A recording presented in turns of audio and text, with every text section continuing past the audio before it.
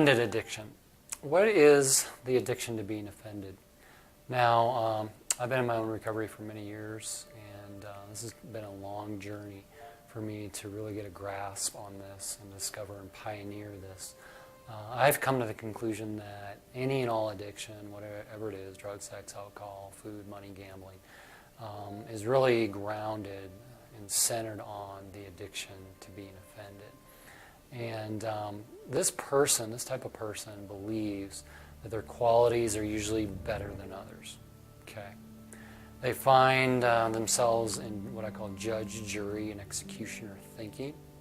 Their mind is always racing, judging others in that better than thinking, and you'll see this in their behavior as well.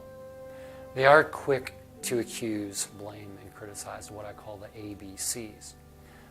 They grew up in a home that did this, reinforced this, so this generally is where it started because they were raised by parents more often than not like this.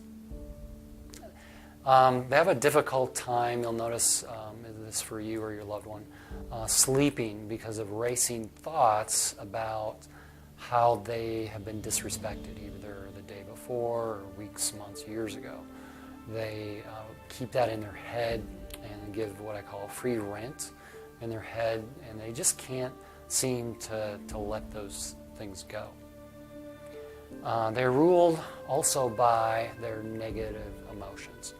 A person struggling with this addiction to being offended is generally very negative. They let their negative emotions dictate how they act. They have a very hard time to feel love, peace, and joy. In fact, that can be very foreign to them, and it's a very foreign concept to act how you want to feel in our culture. And that's one of the secrets to overcoming this addiction and living a joy, freedom-filled life that many of us have not had. And so learning how to let our positive emotions dictate how we act. That's one of the things we teach here to help people overcome this. They also, next is they harbor unforgiveness.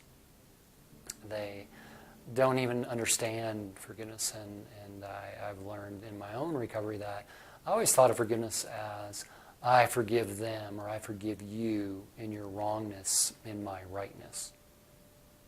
Pretty messed up, huh? I forgive them or I forgive you in their wrongness and my rightness. And that's not forgiveness at all. That's pride. So we walk with people helping understand what true forgiveness is. They believe they're victims or a victim to circumstances. I call this there's no way to make lemonade out of the lemons God has given you. So they believe they're victims all the time. They also believe everyone else needs to change, which leads into the next thing, what I call the victim and the victor cycle. So the victim has an activating event, we call it, and it's usually negative, and which generates in the person hearing or the response or the words. You're an intimacy anorexic, I hate you, you're never going to change, whatever the activating event is.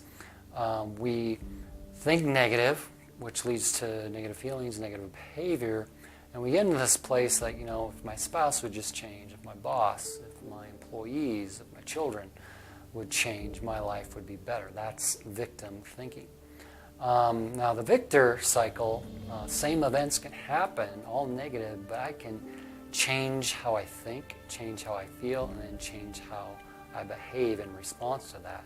And the big difference between these two cycles is moving from you change, why are you not changing, into taking responsibility for my own thoughts and feelings, and that I need to change. Why am I not changing? And one of the things I work with clients as well is either all these people are out to get me that have never met each other. I mean, some have, but over many years or decades, that's just not possible. So either all these people are out to get me, or I'm the common denominator in all of my problems, and only one of those can be true. Take the self-assessment online. It's also the topic of our newest book, Offended, Deceived, Addicted, in printed and audio. And you can get your copy, and it's going to explain this further and deeper. We have many, many blogs. Check out our blogs and our podcast as well.